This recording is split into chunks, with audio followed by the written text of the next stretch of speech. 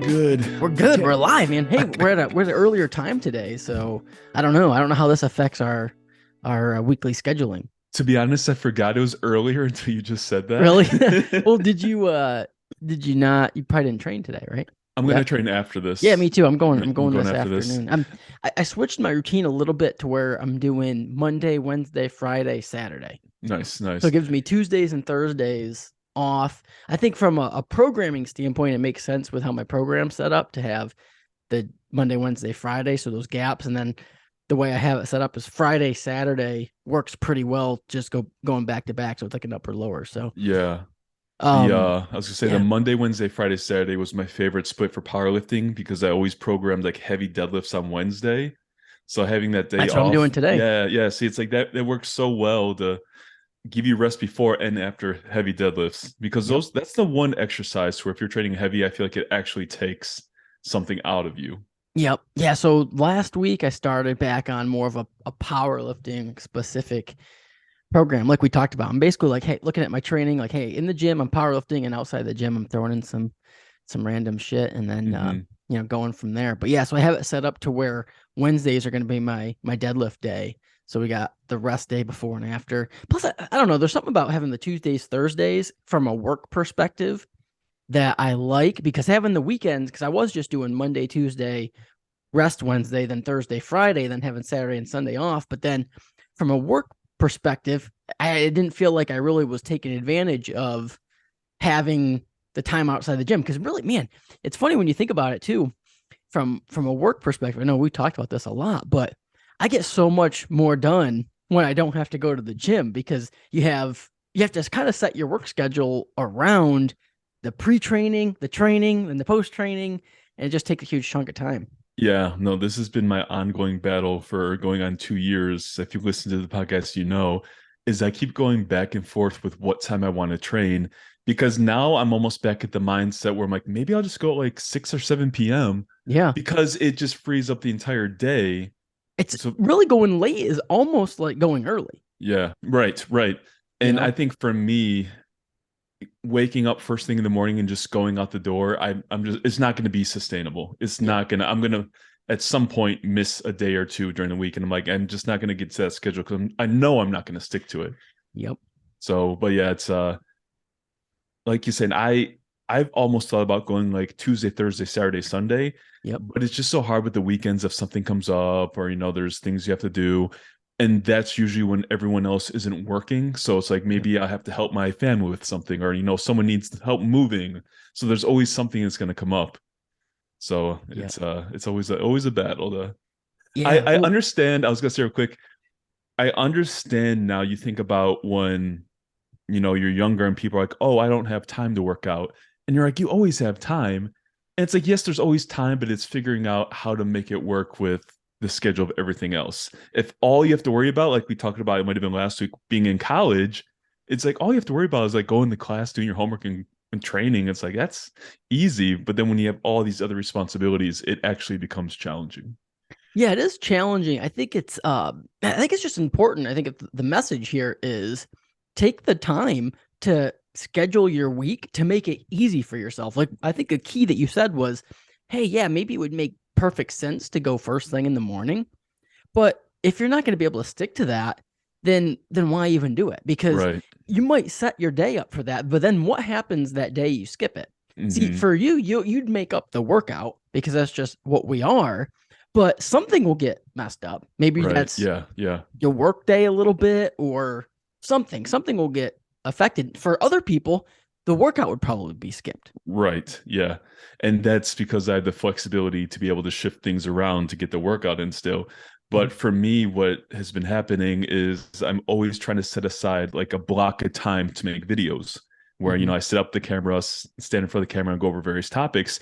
And that's what gets pushed around. Yep. So it's like that's the one thing because it's probably the most time intensive thing to where like I legit need to block off time to do it.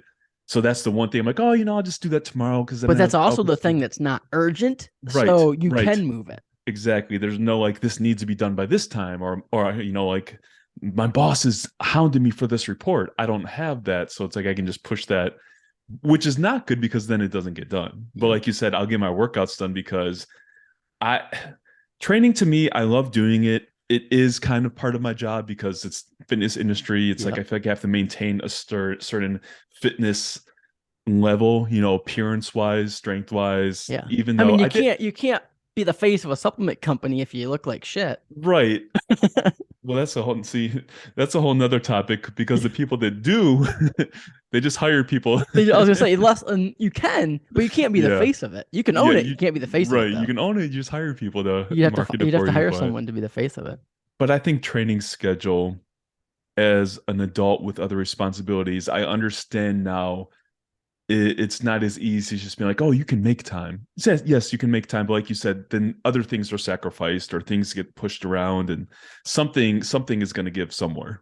Well, that advice falls into the category of just one of those pieces of advice that, yes, technically it's correct, but it's not very helpful.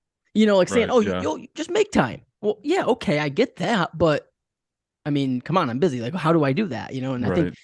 part of why we stress our schedules so much, and we're like almost every episode we talk about how where our training schedule is at and how it's kind of variable, but we try to keep it pretty consistent because, man, it's just practical information, just practical stuff that it's important. Like you have to Hmm. have a routine that's you're able to be consistent with and it's repeatable because that's how you're going to do it. I mean, that's how you're going to consistently train.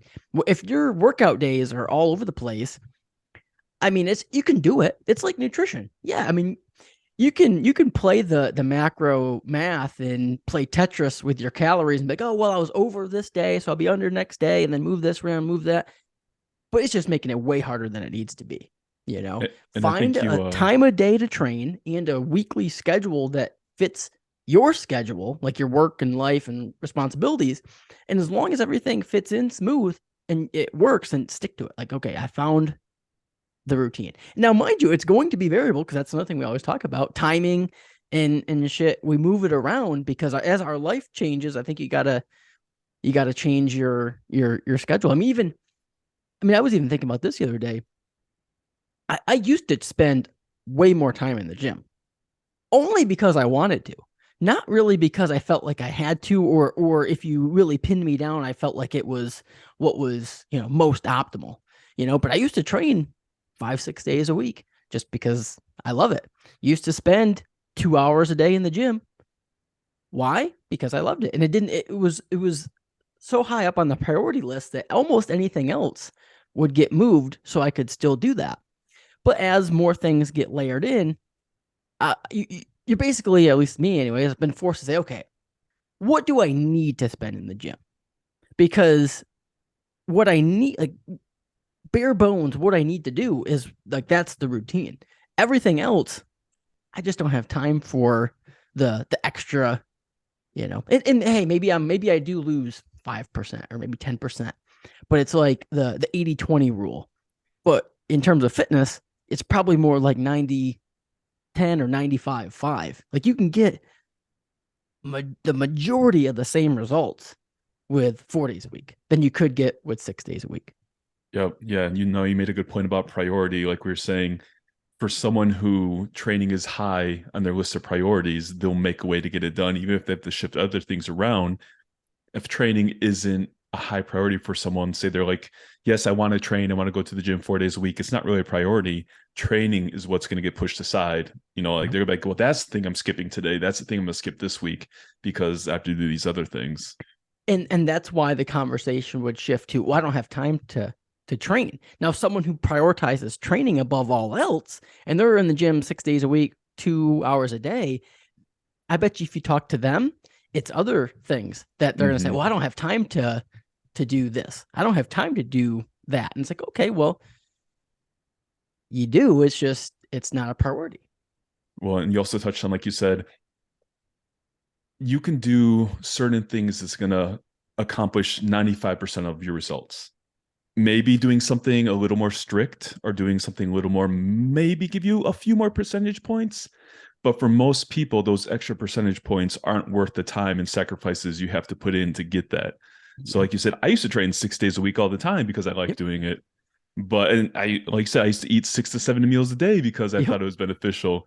But now, if you were to tell me in order to progress, you need to train at least 6 days a week, you need to eat 7 meals a day, I would say, you know what, it's not worth it. Like Yeah.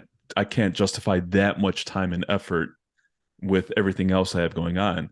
So like we always preach, the big principles, the big building block principles are what are most important. The other fine details that may give you a percentage here and there are not what you should focus on.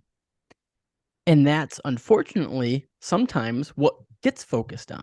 And I mean, we've talked about this before, but I just hate to see when people think that you need to do this crazy amount of work or follow a crazy strict restricted diet in order to see progress, and that's the limiting factor. The first step being so hard because it's like, well, if I can't do that, then I won't do anything.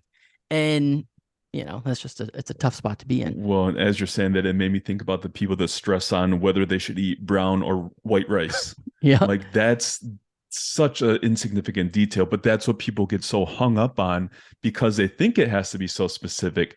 Instead of worrying about how many calories or grams of carbohydrates I'm eating per day, it's like, oh, should I eat this white potato or sweet potato? Irrelevant, it's not important in the grand scheme of things. Yep. And it's funny because that's partly why flexible dieting took off, because for a while, that's just what people were getting so bogged down by, these details that in the big picture didn't matter, Hmm. whether it was, like the brown rice and white rice thing. Like that was man, if you spend any amount of time stressing about that, like, holy cow, like Right. that's, Yeah. and, Yeah. and, but just saying that, can you like put ourselves in the mindset of, early 2000s where we're deep into bodybuilding and reading all the magazines and stuff. If someone would have said that to us, like, oh man, don't even worry about that, you'd have been like, oh, well, I guess you don't worry about making progress then, do you? Hmm. It's just Yeah. easy to get brainwashed, I guess. When I think we've mentioned this before, but having those specific details or extremes is what draws people to certain diets, or that's what would make an article like, oh, don't eat brown rice because of this. And someone's like, oh, I have to read that now to see what it is, instead of, again, focusing on the big picture principles. It's the extreme. Well, people think that there's always some key or some secret to dieting. If it was as simple as your choice of rice, like I had a client once who was asking me about wild rice. They're Yeah. like, is wild rice okay? It's like, yeah, it's fine.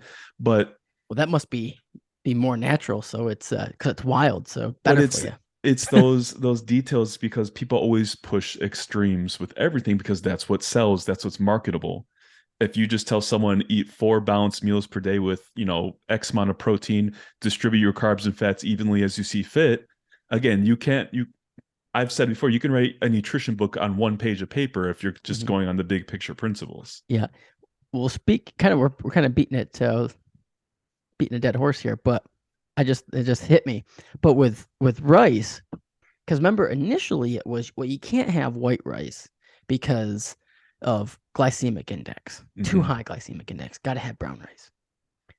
And then the paleo people would come in and say, well, hold up a second. Brown rice, the bran in it has anti-nutrients, Hmm. tears your gut up. Can't have brown rice. You can have white rice though. White rice. Now, not all paleo people, because grains, some paleo people are completely against all grains, but occasionally they'll say white rice is fine. So then you're like, well, okay, well, hold on a second. Where are we at? Does brown rice tear your gut up, or does white rice cause you to have an insulin spike? Is it just a battle of what's worse? Do you Yeah, yeah, pretty much, pretty much. but But it's no, it's kind of like the meme though that goes around, especially these days, where it's like if you get your information from social media on nutrition or whatever, it's like eventually you get to the point where you can't really eat anything. right. No, I've had friends that are trying to eat, a balanced diet. They'll send me stuff they see on Instagram. They're like, is this true? And I'm like, no, like, don't worry about it. Cause like you said, they're like, what can I eat? Like, everything's bad for you. Well, there's a big push for like vegetable oils and seed oils where people are like, oh, these are toxic. These are going to kill you Yeah, if it. that's kind of been a thing. I even over the last couple of years, I feel like, Mhm. isn't it? Well, and it's like no one's sitting there taking a bottle of vegetable oil and drinking. Yeah. multiple servings of it. If there's a little vegetable oil in something or someone cooks with vegetable oil, it's not going to do anything bad. If all of your fats every day come from straight vegetable oil, okay, maybe there might be some imbalance with like the omega sixes to Omega omega sixes, threes, yeah. and but Well, it's then like that even was a whole thing for a while too. Like, oh, you want to have perfectly balanced omega 3 and omega hmm sixes. hmm yeah, it's again the small details that if that's what it took to progress, like having all these things checked off, all these specific things checked off, no one would make any progress. Yeah.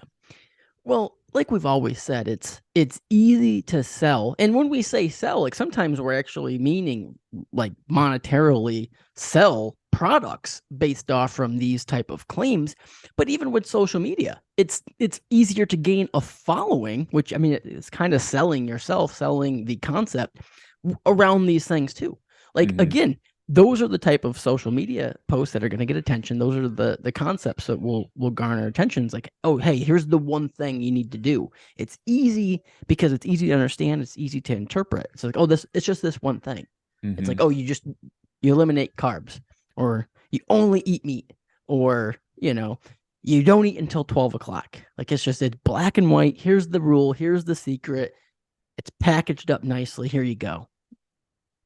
Yeah. No, anytime I tell someone the stuff we always preach, like 4 meals per day, protein every meal, fruit and vegetables, blah, blah, blah, it's almost too straightforward. They don't believe it. Like it can't be that easy. And same with like I always think about losing weight. Yep. You tell someone, oh, lose about like a pound and a half per week, and they're like, that's too slow. And so they never do like follow those principles. And after months go by, it's like, how much weight have you lost? None. So Yep. because you were so worried about losing weight fast, everyone wants to lose like 3 to 5 pounds per week. They're trying to figure out this perfect strategy to do that. They look over what will actually work in the long term. You step right over what works hmm to get towards something more complex that you think is going to be better. I'm sure you experience this as well, but a lot of times when I get a new client, at first they're like, "Oh man, like this is okay. Seems pretty straightforward. I could definitely do this. I thought this was going to be way more complex."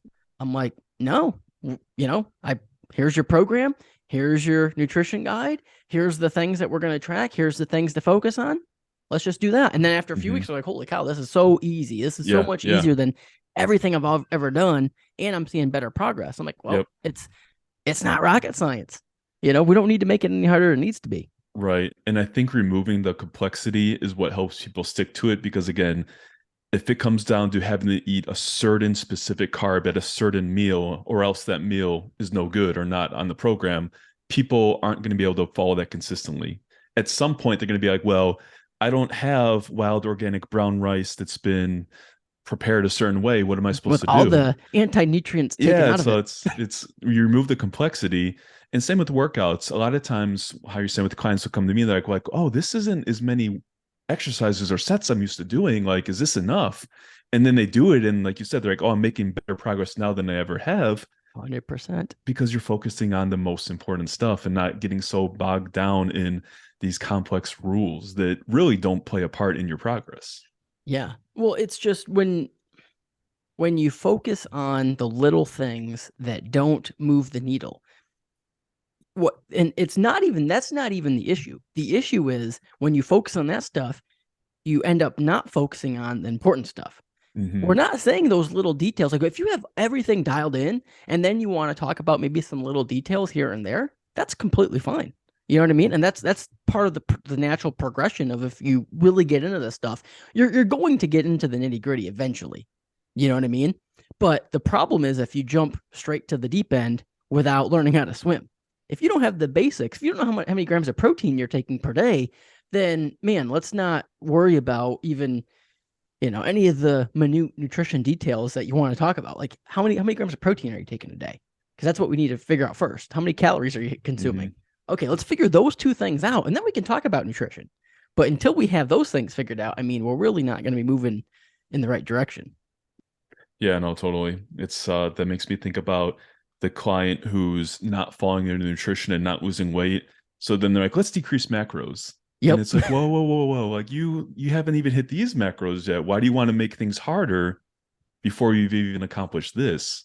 Or if someone's going to, let's say their program calls for 4 days a week and they're going 3 days a week, and then they say like, I think I'll see better results if my program has 5 days of weight training. And you're like, well, you haven't even done 4 days yet. How are we going to Yep. increase the? So it's, yeah, accomplishing what's in front of you first before you start looking at those, like you said, the minute details that maybe they help a little bit once you have the big picture principles covered. But don't Yeah. aim for those small details first and overstep the really important stuff. Well, even with training, a lot of people probably even listening to this could get the same or better results by doing a little bit less in the gym, and that would just be making sure you're getting the most out of what you're currently doing. Again, this isn't to say that, yes, volume's important. Doing more work is important, especially in terms of you want to progressively overload your training. Yes, volume is one way, adding stuff is one way. But you only need to add when you've maxed out what you're currently doing. Mm-hmm.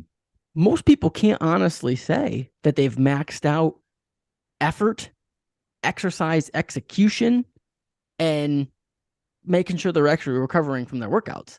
Most Mm-hmm. people just jump right to the deep end of doing, like we were talking about, 6 days a week, 2 hours a day, and then you watch them train. It's like, well, you're just going through the motions. Like the exercise selection could use work, the exercise execution could use work, the effort could use work, and it's tough to explain that to someone because like, well, how am I going to take away? And then I'm not, if I'm not seeing results on 6 days a week, how am I going to see results on 4 days a week?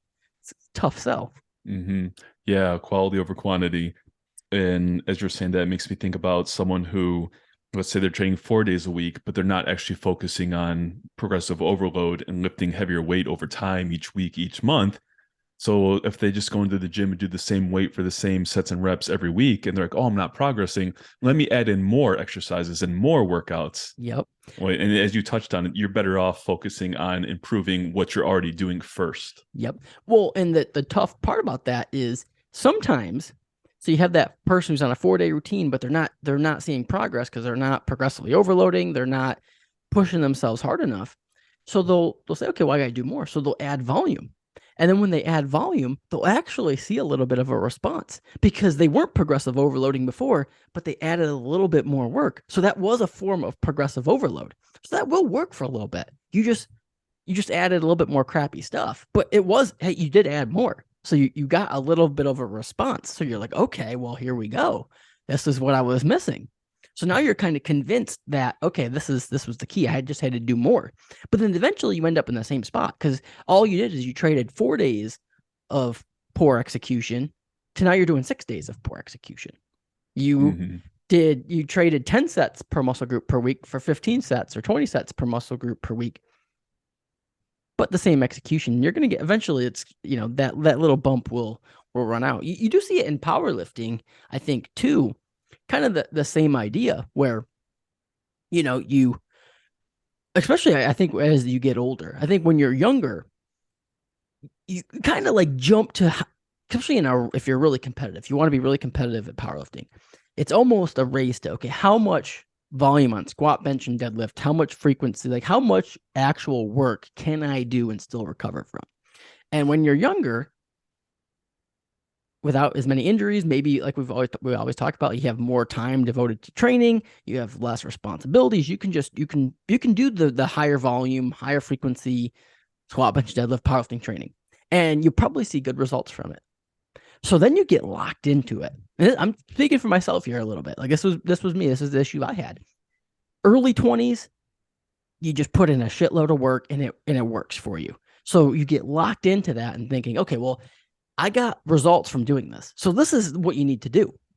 But then as you get older, what you need to do changes and what you're capable of doing changes. So if you're locked into one thing, that just becomes a big mental battle because now you almost think like you're unless you're doing that, you're not giving yourself the best chance to succeed, which may or may not be correct. Yeah, no, I think age 18 to 24, what you can do and get away with doing or not get away with doing is much different than age 34 to 40. Yes. And you always hear people say it, like just wait till you get older, like things are going to change. And to an extent, yes, to an extent, no. It's I think it's more so priorities and Mhm. time commitment you have to Well, the put thing is, elsewhere. this isn't even a bad thing per se. You know what I No, mean? yeah. It's just life, basically, like what happens with And life. I And think when I was younger, because I would hear all those from the older guys, and of course, when you're young, that's the last thing you want to hear. So this is advice to all us older guys and that we've been training for a longer time. The younger guys don't want to hear that. mhm, And where I'm at now is I don't even think I would change anything. And I don't even think my message to the younger guys are, oh, just wait until you're older. No, I think, hey, are there things we can do differently to maybe prevent running into issues? And can we learn from people who've already done it? Yes, of course. But I'm not saying when you're younger, don't try to maximize things. Like when you're younger, when you have the time, when you have the ability, when 18 and 24, when your body can handle it, yeah, make some progress. Like it's probably the time you're going to make the most progress. Go yep, hard, yep. but just recognize that that's not going to be how it will always be. And I think that's even putting age aside, it's kind of like when someone first starts powerlifting, you're going to gain strength at a much faster rate. Yep. Because I've seen posts on social media, they're like, oh, if I keep gaining at this rate, I'll have a world record squat within 2 years. It's like, well, hate to Well, break you it to kind of, you.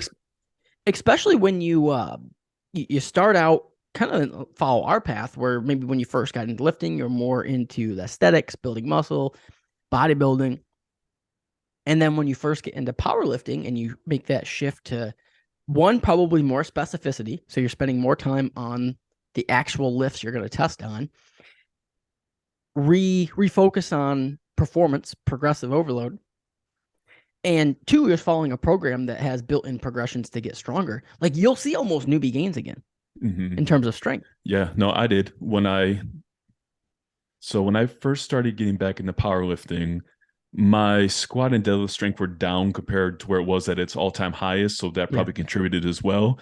But when I first started doing like the DUP program, or no, I first said we talked about this before we went through. So I did the Shiko, and I think Yep. I gained like 40 pounds on my squat, 30 pounds on my bench press, and then I did DUP, and I did the same basically in like 8 weeks.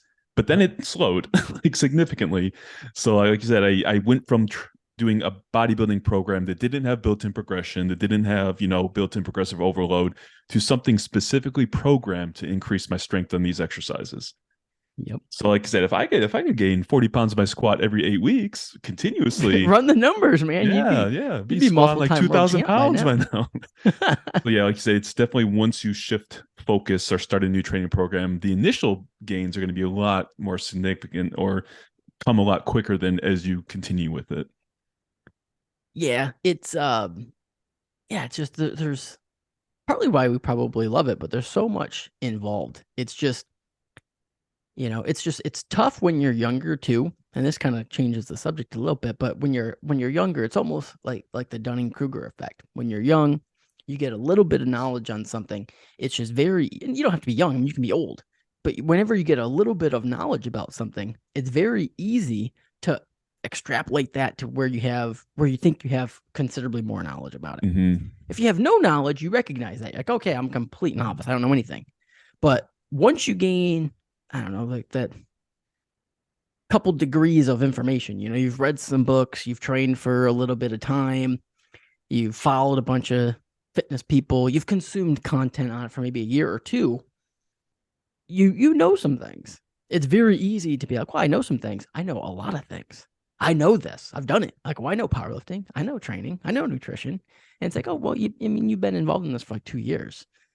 There's this vast amount of information. And sometimes that can also, when you're in there, because I remember being the younger guy and hearing that too, and being like, oh, you're just saying that to make it seem like you know more.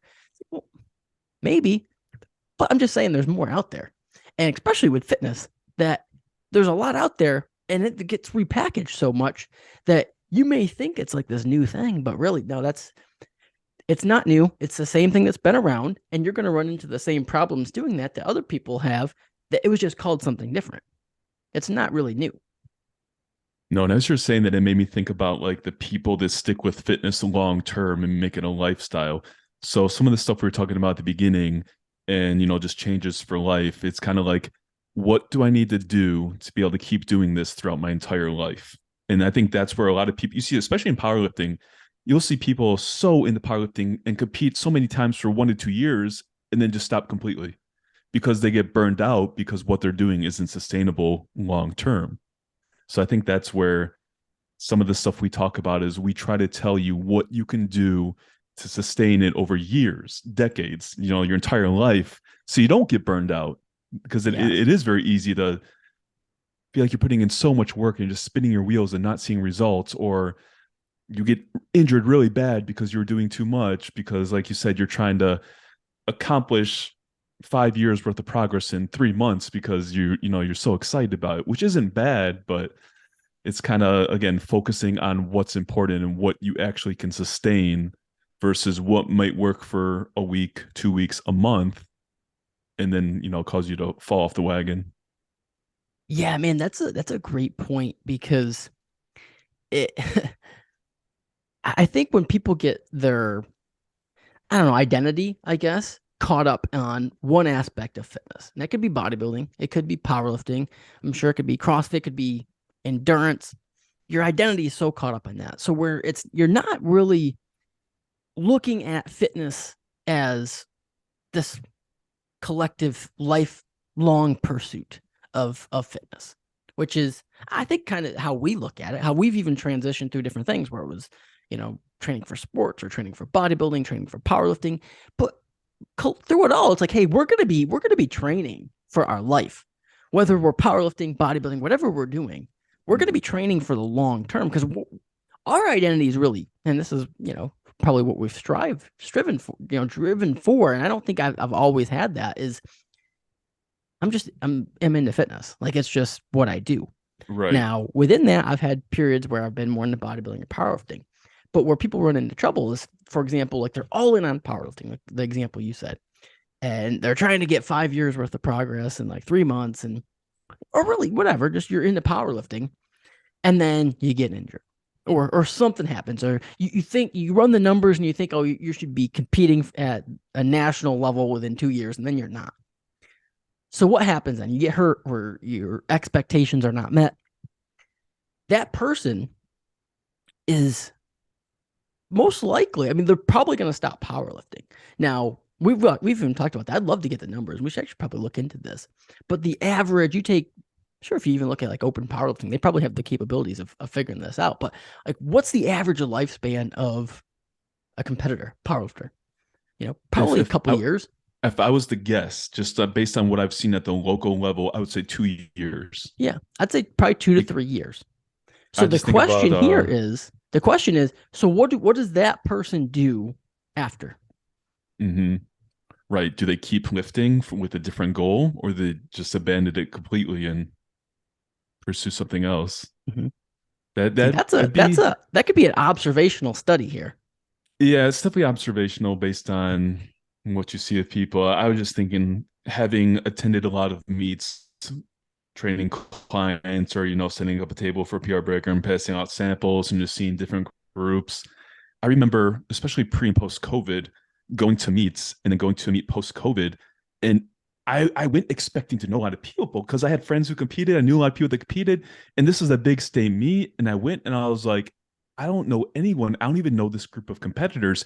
It's a completely different group of competitors minus a couple people. So it's interesting to see how that shifts.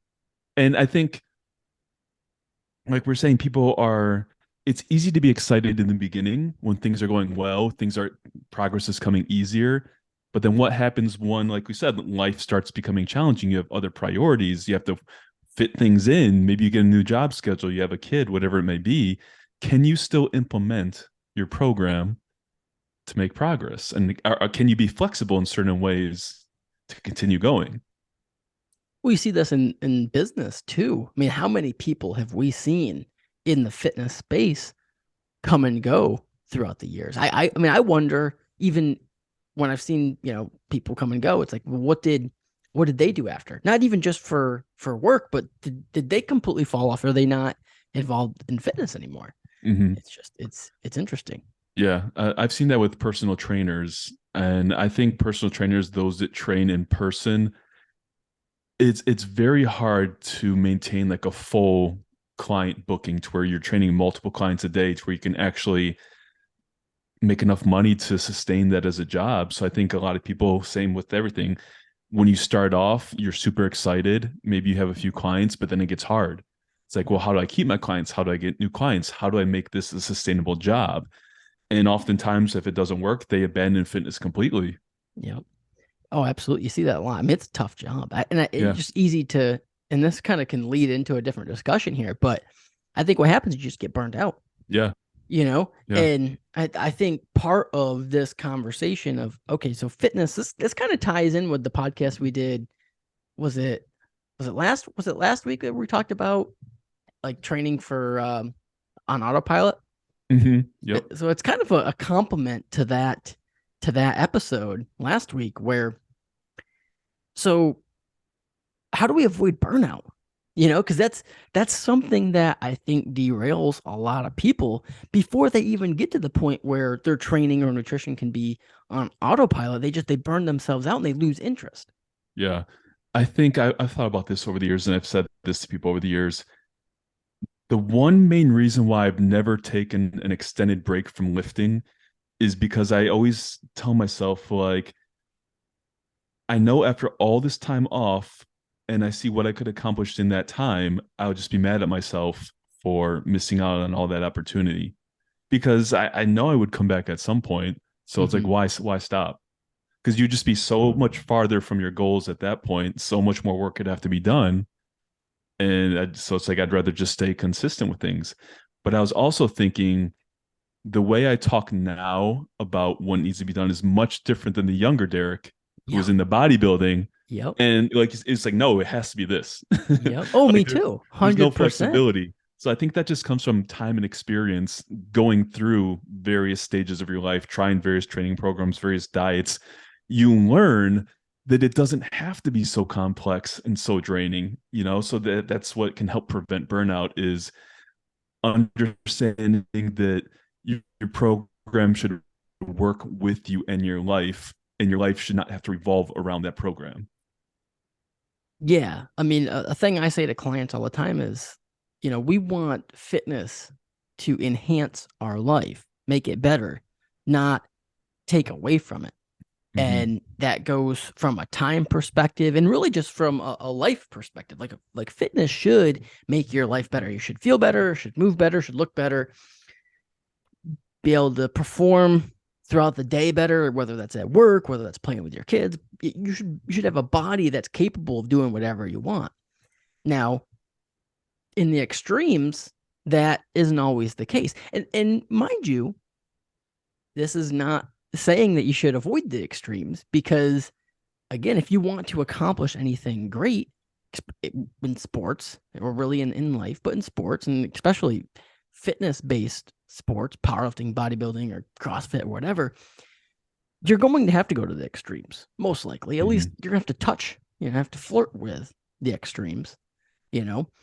But that does, again, kind of goes back to the identity point. That doesn't mean that's who you are. Like you're the extreme power lifter, picture, everyone has that picture in their head, past tense, but what that used to mean, what that even means today with like the younger generation. Cause I see the younger generation right now and I'm like, okay, I love it. I love to see the enthusiasm. I love to see everyone going all in.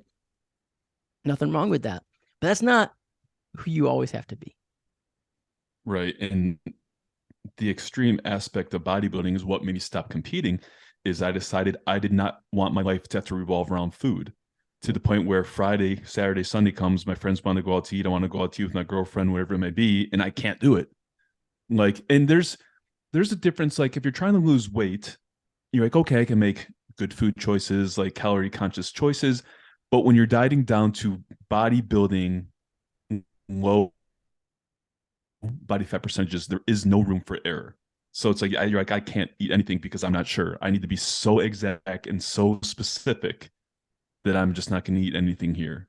Or like you said, I'm going to take all my Tupperware meals with me for this entire weekend because I have no room for error. That's an extreme. In order to be successful in bodybuilding, you do have to take it to that extreme at some point during contest prep. So I personally decided it's like, I don't want my life to be like this anymore. Yeah. And it was easy for you because you had powerlifting to transition into. So Hmm. I think a lot of people did that. A lot of A people, lot of people transition from bodybuilding and powerlifting because you still have to follow nutrition in powerlifting, make a weight class, things like that. But there's so much more leeway and flexibility in your nutrition.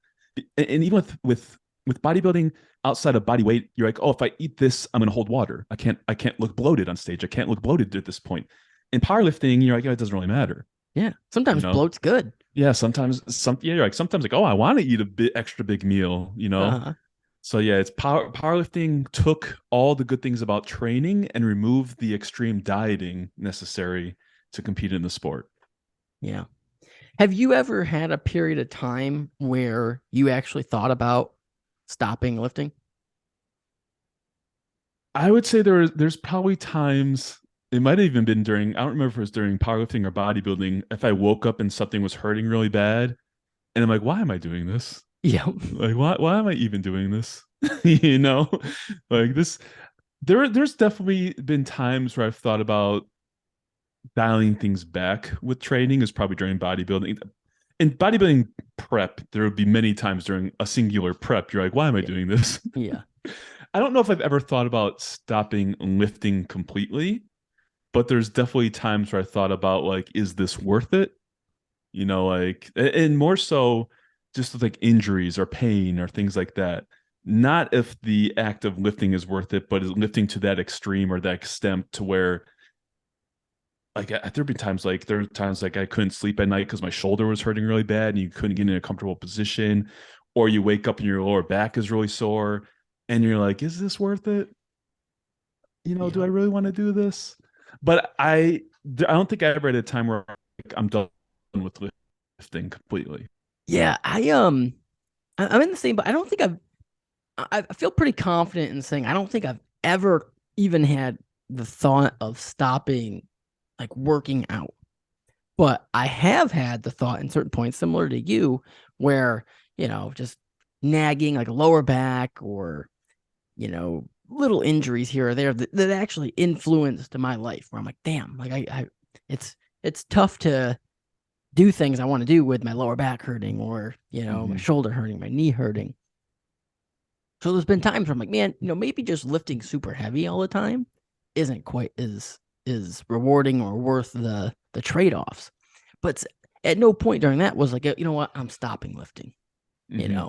because I think kind of going full circle here, talking to the identity point, I don't know if I've ever really thought of myself as more of a powerlifter than just someone who loves training, loves Hmm. being fit, Yeah, and loves yeah. being involved in working out and training, nutrition and stuff. Because in my head, I think I'm always like, well, if I stopped lifting heavy, I would still do something. I would still lift. I would still do, there's so many other ways to do what I want to do. It doesn't have to be squat, bench, and deadlift. Hmm. Now, however, I definitely love being strong, as we've talked before. So I always kind of go back to, well, I still want to be as strong on the squat, bench, deadlift as I can be. That just might mean different things. Yeah, and that's something I've really struggled with the past couple of years My is kids are screaming in the background. I don't know if are you can they hear them. I could hear something I didn't know what it was. I would say that's something I've struggled with the past couple of years is that training identity to where, okay, I'm not training for bodybuilding, I'm not training for powerlifting. I still want to train, but I can't just go in and train without some sort of progression or actually still putting forth effort. Like yesterday, I had a really good push workout where I'm like, man, like I was like mentally dialed in, like I was pushing myself hard. I didn't do anything crazy weights, like weights I've never done before, but it was a really good workout. So Mhm. just the effort in the gym, that workout made me feel good. So I think no matter what, whatever goal it may be, if I'm putting forth effort and training hard, that's enough for me now. I Yeah, you know I well, don't I I don't think have to be hitting these crazy numbers anymore. yeah, I think you nailed it because this is something that I've struggled with that too, where I want to have some type of purpose in the gym, and that's working towards something. Now, whether that's competing again or just trying to reach, specific numbers or just putting in good effort. That's a goal too. Like, just you have a standard that you set for yourself, and you want to meet that when you go into the gym. You know, it's subjective, so that's a little bit harder because depending on certain factors, I'm sure that could be a sliding scale. But I do think it's important to have something you're striving for, some purpose when you walk into the gym, that there's meaning to it. There's a little bit of a deeper meaning than just you're going to work out. And it kind of goes to the working out versus training. There's nothing wrong with working out. But when you're someone who has trained the majority of your career, lifting career, it's tough to be okay with just working out. You can do Mm, it for a little bit, but eventually you're like, okay, well, I'm just working out here. What's my goal? What are my aspirations from this? And for me, I've thought about this a lot recently. It's like, you know what? I've fought the whole like, I don't know if I really want to compete in powerlifting again because I don't necessarily have, these aspirations to hit new PRs or beat my old total per se. I mean, I do, but not like it's not like at all costs. You know what I mean? right. But I don't necessarily think that's all I get from competing. You know what I mean? Like, I don't know if just hitting all time best numbers are is the only reason I've ever competed. I think competing gives me direction, gives me meaning, something to strive for. And then also I think there's another point here to where, okay, well, maybe right now the thought of hitting an all-time best total is really not, you know, not something I'm thinking about. But then realistically, if I'm being honest with myself, the last couple of years of my training hasn't really, I mean, I haven't really put in the effort that would be required to hit all-time total. So why should I think I should even be that? Why should that even be in the conversation? I mean, if I'm being honest, it shouldn't be in the conversation. If I truly think that I could be hitting my all-time best totals within a month or two things. One, that would be saying, well, everything I did before, all that effort, I guess that was for nothing because, I haven't been doing it. But if I could replicate that with, not trying to be the best powerlifter I can be, well, hard goals require hard work. So I guess what I'm trying to say with this is, who's to say if I put in a couple solid years of training, I might not be at that spot. But I think making the decision like, oh, I want to compete again, that's probably the first step in this. Because I don't know if I Mm, could ever get to the point where I'm hitting all-time best totals unless I say, hey, I want to compete again.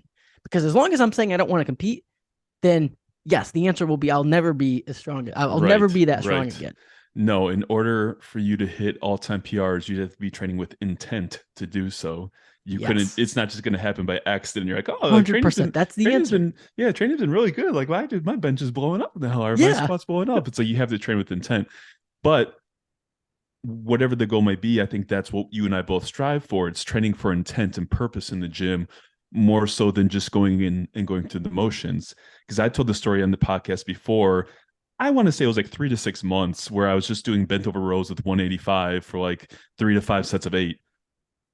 That's just what I did. I was like, Yeah. this is an okay weight. Like it's Yep. kind of challenging, but at some point you're like, I could be doing more, doing something different, or Yep. but it's at that point it's like I'm still training, I'm still being consistent, I'm still going into the gym, so that's good. Yep. But it still felt like something was missing for me. It's like I missed that drive to want to push myself harder. So I Felt. think finding what program or goal allows each person to do that, whatever it may be, is what's important. And, That's a and, good and it's point going to too. change. It's going to change, though. It's going to change throughout life. And I think that's a hard point is maintaining that mindset of it's just self-improvement. Like, what can I Self-improvement. do? What Yes. can I do to challenge myself physically and mentally? Because a lot of times, like saying it's mentality. It's in order to hit all-time PRs, you have to be in the mindset of doing so. You're just Yep. not going to accidentally stumble upon an all-time PR and Well, something it's like it's that. the same idea when people. So I'm sure people came to you with this concept where clients have come to me and they'll be like, "Hey, man, so here's my plan. I want to get shredded, like completely shredded, like bodybuilding, like contest prep shredded. I'm like, okay, cool. So you want to do a show? No, I don't want to do a show. Like I'm not going to compete.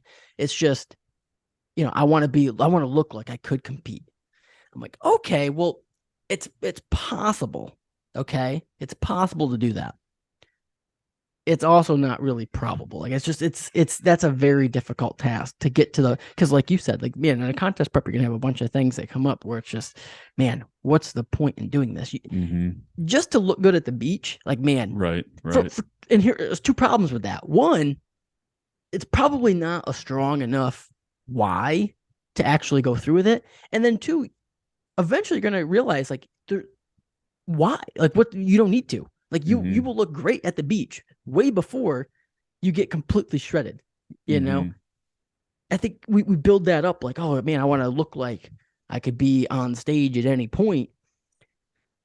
Man, it takes a completely different mindset.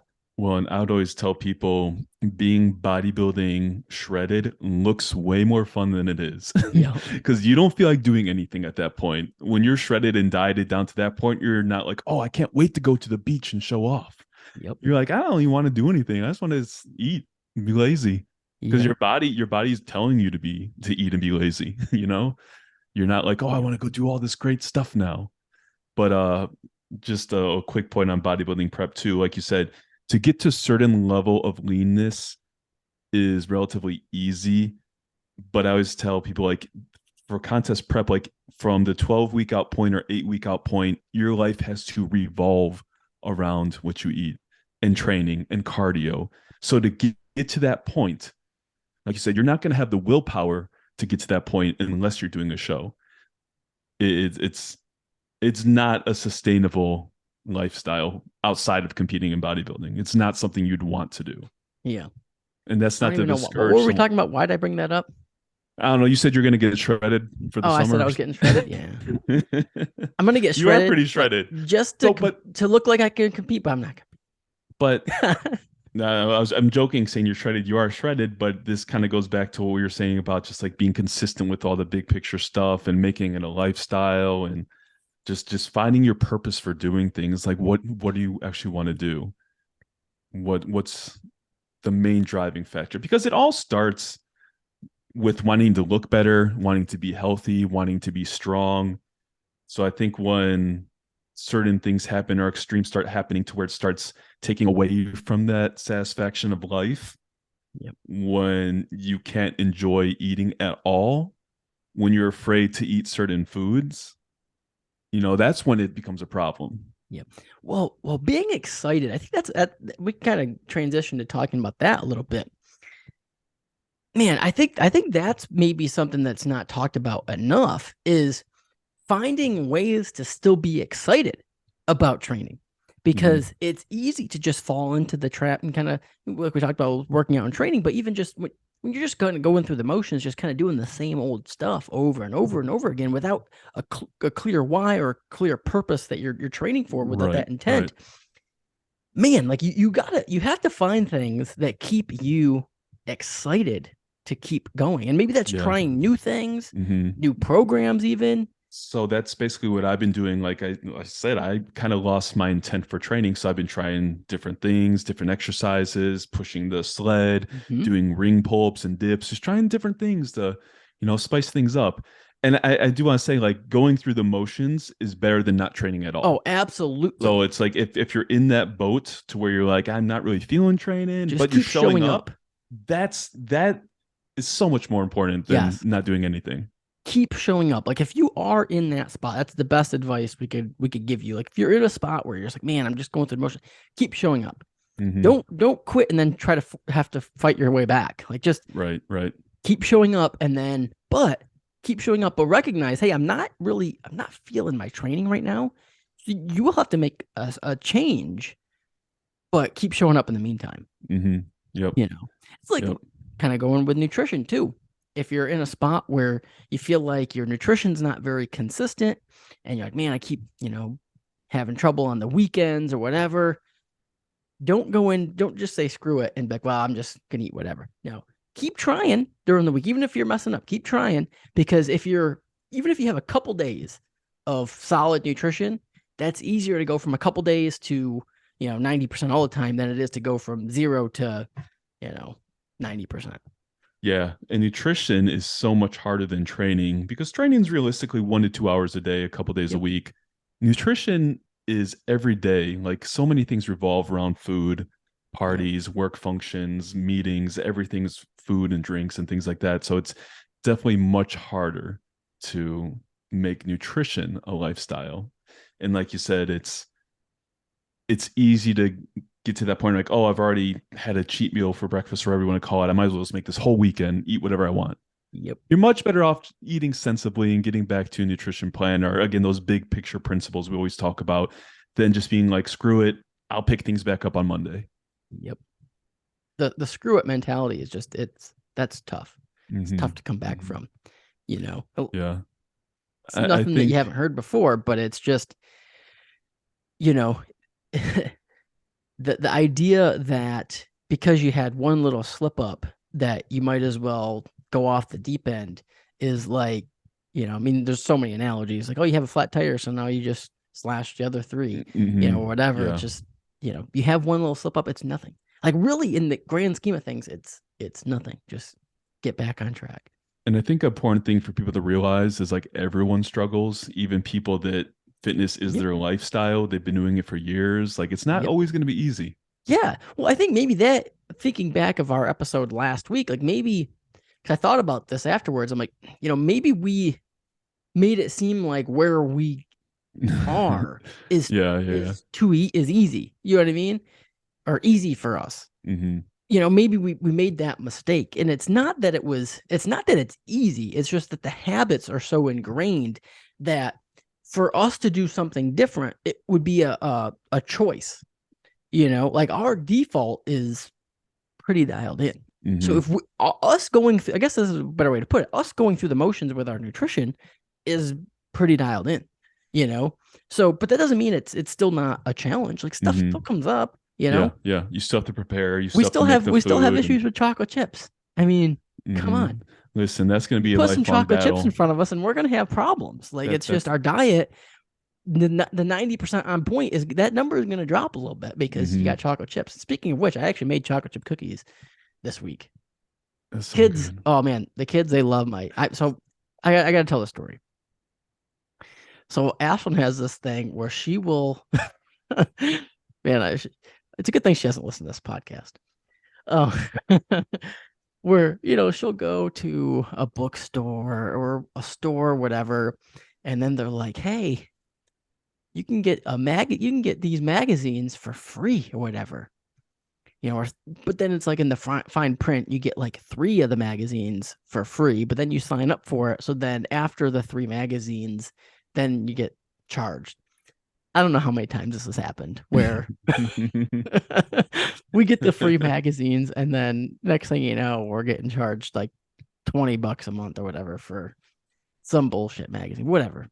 Well, I think I don't know. I think we might still be in the initial free period, but I think we may be on to another charged magazine.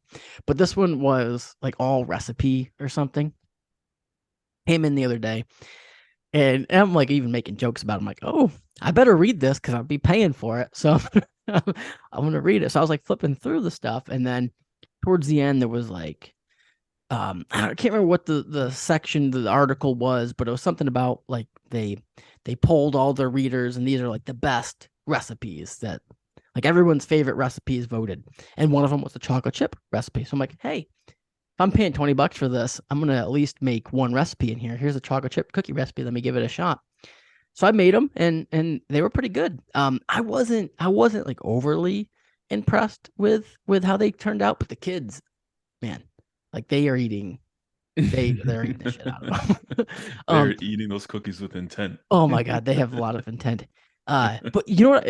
This kind of reminded me of so when I made these, like the one thing I always struggle with chocolate chip cookies, like you could make the best batter, but it still comes down to the how big you make them, the ratio of how big they are to the time.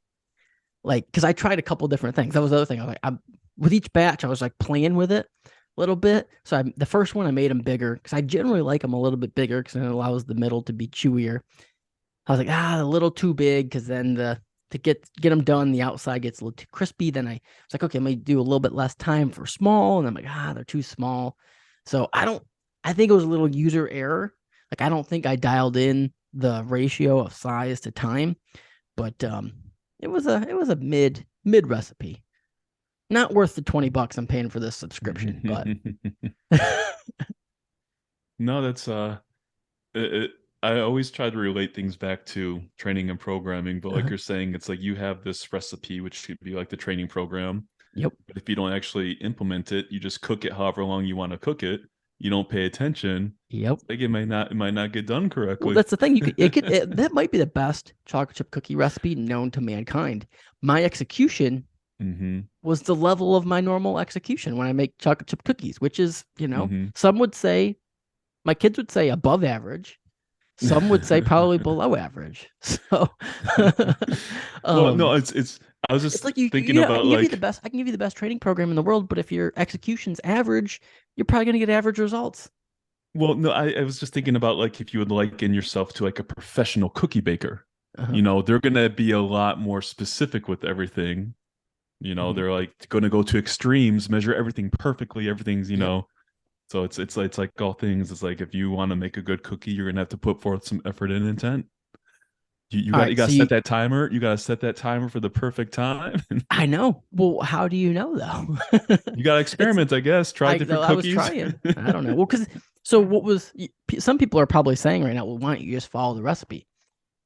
I did follow the recipe, and it's a little subjective because they don't tell you. It's like they didn't say weigh out the cookie dough to 25 grams. If they did that, Mm, then mm. I would have got on my scale, weighed it 25 grams or whatever, put it on. But it was like I can't remember what it was. It was just like a heaping spoon or something for 10 minutes. I'm like, okay, Yeah, yeah. well, what does that mean exactly?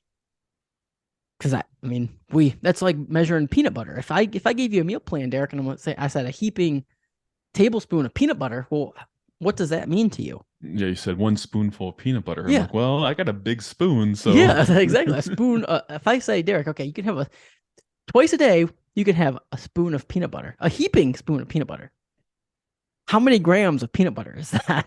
yeah, that could vary greatly. Uh-huh. Because a tablespoon is 16 grams. So keep that in mind. I'd be willing to bet a heaping spoon, just a heaping regular spoon of peanut butter, you could probably get up to about 50 grams, probably. Easily. Does your wife bake? Not really. I'm going somewhere with this question, don't Okay. worry. Not I was really. gonna say because I was say you guys did the peanut butter taste test. I Yeah. think you and your wife should do a chocolate chip cookie baking contest. Okay. I think this would be pretty good. Don't you can't you each have your own recipe. You don't Yep. share it with each other. You can even have the kids like taste to see which one like they like Oh, better. I think we might be on something, but we have to do it. We have to do like a YouTube video for that. That might be too much for Instagram. I don't know. Maybe we can do Instagram. I'm I bringing think back. that Hey, I have to bring back the YouTube channel. there you go. That could be the good wholesome family content. The chocolate You'll have chip. to come though. You brought I'm it I'm up. You the you're the the Iron judge. Chef judge. Uh huh. You and KJ and Eleanor.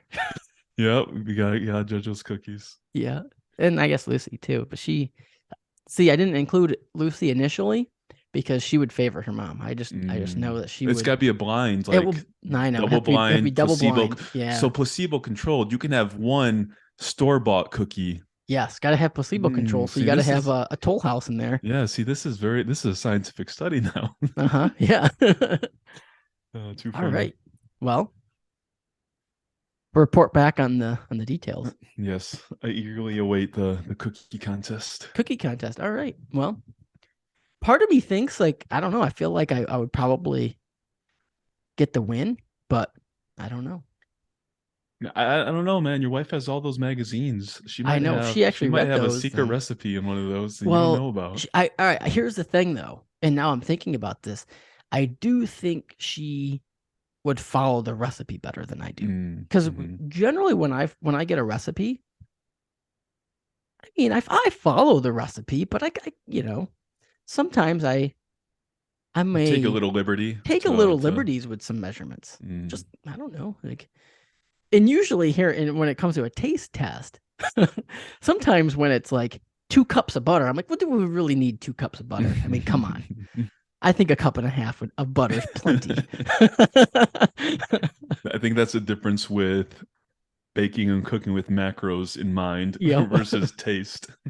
Or when we get like the HelloFresh sometimes, and we're following those recipes, and the same thing with butter or with oil or with like cream cheese. It'll give you out like 2 things of cream cheese, and it's like put them both in, and I'm like making it. I'm like, do we really need two? Yeah, you're I like don't two know if we need two. tablespoons of olive oil. I think Yeah, one's plenty. I think one would probably work. Yep. So I do. I admit I do that.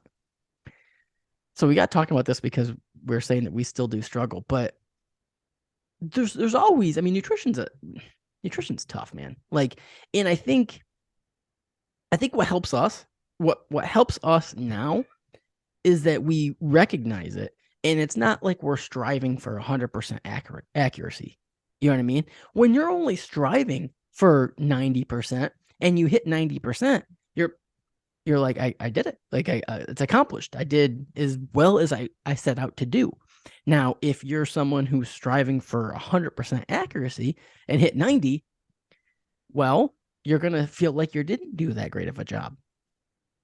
And I think that feeling of failure should not come into play for the average person who is not competing in something that's, like we said, like bodybuilding, where there's a time, there's a specific date, you have to look a certain way. Mm-hmm. Then 100% may be necessary.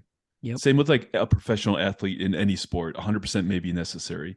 For the average person, hitting 90% nutrition accuracy is a huge win. Yep. It's like you shouldn't beat yourself up because things weren't perfect. You're still going to make progress. You're still doing very well. And focusing on that negative of the 10% maybe wasn't perfect is not doing you any good. So throughout the week, I thought about this a little bit. And if I were to took young me, so early 20s me, and if that person was put into the future now and was able to, be a fly on the wall and watch how I live now, I think that person, so 21-year-old Kyle, would be like, man, the last 10 years you haven't learned. Like, there's some things you're going backwards in some things. You know Yeah. what I mean? The younger Derek could be like, I thought he'd be bigger by now. Yeah, well, seriously, be like, man, I thought you'd be a lot bigger and stronger after 10 years. Like, obviously you didn't continue what I've been working on.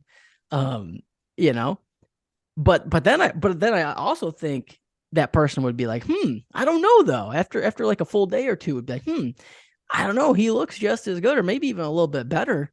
He's putting in a lot less stress on this nutrition.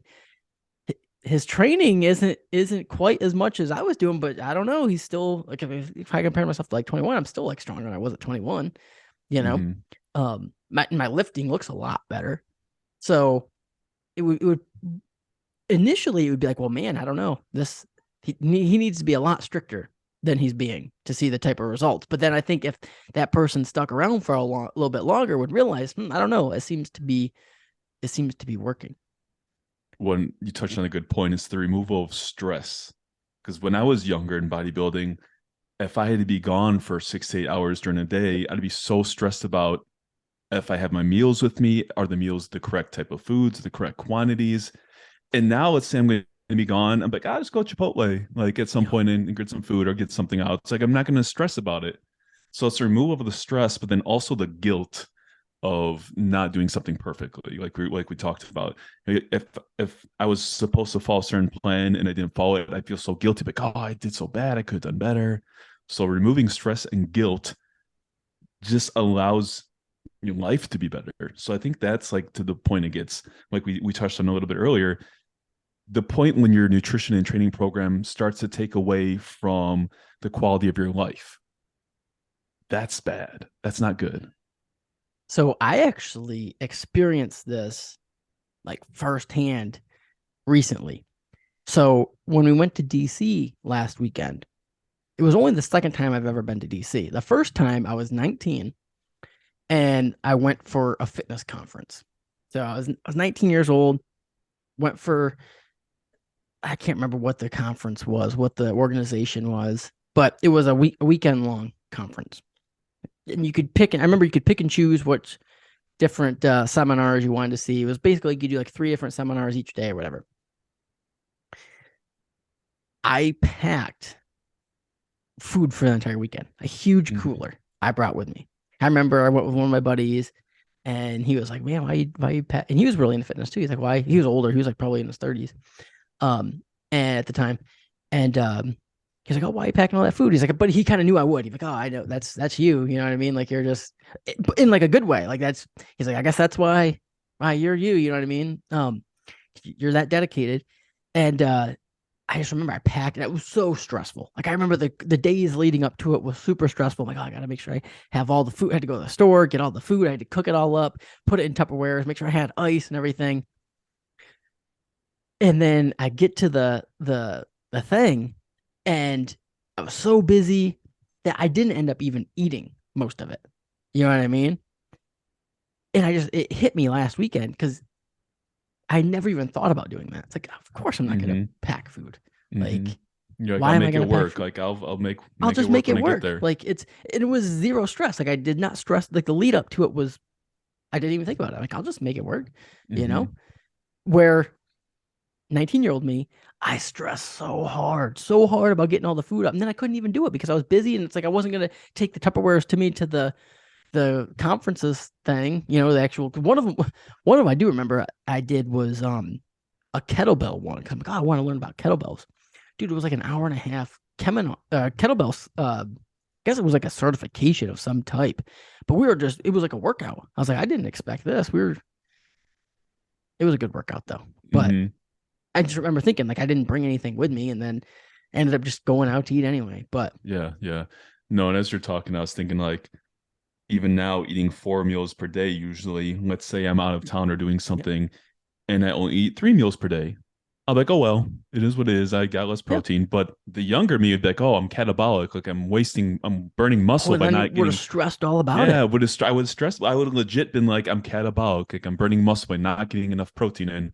Yep. So it's removing that stress, which in the long run is not good. Like Yeah. it's It just interesting because it makes it seem like this is harder than it has to be.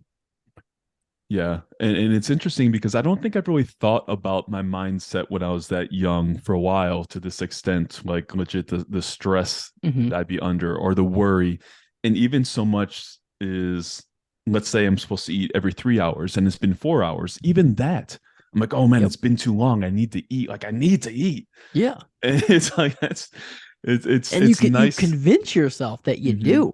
Yeah, yeah. So it's nice to gain that understanding that that's not what's important in the long run, or it's not the end of the world if your meals aren't at a certain time or they vary, or you eat 3 meals instead of 4 meals in a day. So I think that comes with experience though, Yep. knowledge and experience, like all things. What what are some like today? So I guess we could end with this. Like what are some things that actually do cause us stress or things that do present challenges to our training and nutrition? I think for me now, just social events will always be like the biggest challenge for nutrition Yep. because I'm not bringing a Tupperware with me. So there might be certain Yep. situations to where it's like, well, these aren't the best food choices. Everything's deep fried. Like there's nothing really great, but I need to eat, so I'm going to eat. Hmm. So yeah, I think just like social situations where I have no control over the food present are going to be the biggest challenges. Going to restaurants is not hard for me. Some people I always say have like restaurant stress to where they feel like they need to order a certain way if everyone else is ordering a certain way, or they're like, well, I might as well just eat whatever I want because I'm at a restaurant. But it's like if I go to a restaurant, I'm going to order what I want to order. Yep. Maybe that's healthy, like a calorie conscious. Maybe it's not based on that day.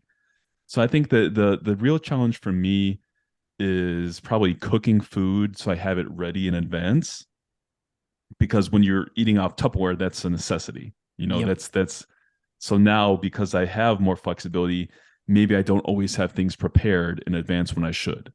So that, and then social events where I don't have any control over the food present. Those are probably the two areas that are probably the challenging parts for nutrition for me.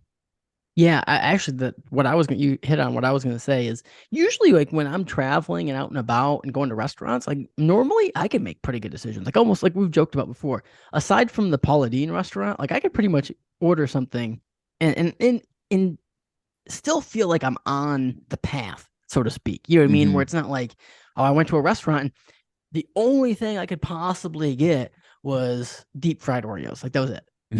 You know what I mean? Like it's just You'd have been like like, dang it. dang it, like that was the only option.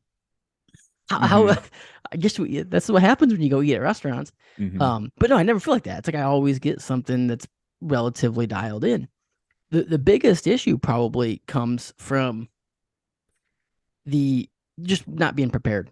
You know what I mean? It's like whether that's not having food cooked or just not even having food. Like Hmm. going to the grocery store. Here's a tip: going to the grocery store is should kind of be considered like that's part of your fitness routine because you gotta have the food. And probably my biggest hurdle is just when I don't have what I need to eat the meals I normally eat. So whether that's, oh, I don't have any, I normally have chicken for lunch. Don't have chicken. Okay. Well, I also don't have any ground beef. Okay. Do I have canned chicken? No, I don't have any canned chicken. Okay. Well, now I don't really have anything for this meal. I still run into those days. And Hmm. on those days, it's like, okay, well, now I have some options. I can just eat what I have, and which is usually what I'll do. I'll just, make eggs or something, just have something different. Or it's like, well, this is an issue. Now, mind you, what I'll normally do at that point is I can just go get food and then I'll have to go to Chipotle or something. But Hmm. from a stress standpoint, like that's like again, it's minor compared to what used to be, I used to go through. But in terms of my day to day life now, like that would be the biggest stressor. I probably is just when I don't have food available, you know. Yeah. No, I But my laugh. own my own doing. Like it's just my own fault of Yeah. just not Yeah. being prepared well enough. No, I laughed when you said eggs because as you're talking, I was thinking, I was like, I would probably just eat eggs in that Yep, that's situation what I was gonna say. because I'll just typically you always have eggs yep. in the fridge. So it's like eggs or a protein shake. Yep. Well, that's what it would be. There Eggs or was protein shake. was it But this week or usually I won't do a protein shake because like I normally have been having protein in the morning and then I mhm. usually have another scoop at some point in the day. So if I have it for lunch, I guess like, well, I guess So I'm having protein all day today. the time I don't like having two protein shakes in a row for meals because Yep. then I feel like I do get hungry or you just don't feel satisfied Yep. in a way. Something about that, like I don't like having Yeah, I two don't like protein doing that. shakes in a I row. usually don't do two protein shakes. It's just an unwritten rule. Can't do two. Hey, I don't if like my for whatever reason my protein's low on a day, I have no problem with like maybe doubling up on a like do a two scooper or something. Hmm. But I don't want to do two shakes in a row. Yeah, I think because there is enjoyment with eating, so it's like you Mhm. want to eat food Yep. when possible. But yeah, Even as much as I like hit point, yeah, can't can't do it two times in a row. no, Now, mind you, if I had nothing, I have done it. yeah, no, I I've done have it. done it, and I would do it if that was my only option. If it was all right. Here's an idea. If like I had trying to think of something because initially what popped in my head, I was like it so the kids they love the twins, they love like not chicken nuggets, but we get them like the chicken fries for some reason. I don't know why, but they like those a lot better. So in my head initially I was like, okay, what if all I had was chicken fries? I'd probably still make those. But I'm trying to think something. Most things I would probably just have a protein shake. If that was Hmm. like this or eating something unhealthy, I guess is what I'm trying to say. I would go with the protein shake. Yeah, well, then typically you can combine something with the protein shake, so you still have some food you're chewing. I think Like a it's piece more of like fruit or it's like chewing. You want to chew yes. food sometimes. Well, what you can always do, put raw oats in your shake, then you chew your shake. Yeah, that was another young Derek college years thing Oh, where me you too. just put oats and protein powder in a shaker bottle and mix it up with some water when you get a There's a meal. chance and You don't have a meal? There's a just meal. chew it. Yep, that was the Taken care meal. of. You could do that 5 times a day if you want, if you need to. You could. The I was thinking as you're talking to, I remember there was times like if I was sick and I'll just have like 3 protein shakes in a day because I'm like, well, I don't really feel like eating. But you still want It's to get your better to do protein. this and nothing. But that'd be like a day or two where you're sick and you didn't want to eat food really. But yeah, Yeah. outside of that, it's like I enjoy eating too much to have too many protein shakes. Yeah. Well, man, this episode kind of took a turn. Like we had something else planned, but Yeah, no, this one got kind of like philosophical and deep, man. yeah, I think it's good for to hear the viewpoints of people. Like again, I think people may see people in the fitness industry who have been doing things for years and think it's just easy and they don't struggle as well. And but it's like everyone has their own challenges. Everyone struggles with yep, their own things with diet and nutrition and training. And it's so like I said, just finding ways that allow you to feel like you're accomplishing something, you're striving for something, you're making progress in some way. Because I think that's what it comes down to, the feeling of accomplishment you get when you hit a PR, you follow your nutrition program, you have a good workout. That's why we all do it in yep, in the long term. yeah, and finding ways to continuously be excited. I think that's important. And there's going to be time periods where you're not excited to go to the gym. And And as then those long as times just keep showing up. yeah, as long as you're showing up, that is more important. The excitement will come back. The motivation will come back. There are going to be times where you're not motivated. Yeah, you can't rely on motivation. Just showing up Yeah. and doing what you can. Cool, man. PRbreaker.com. Get some supplements. CalhounFitness.com. Get some programming or coaching, whatever you need. Whatever you need, we got you. We got you.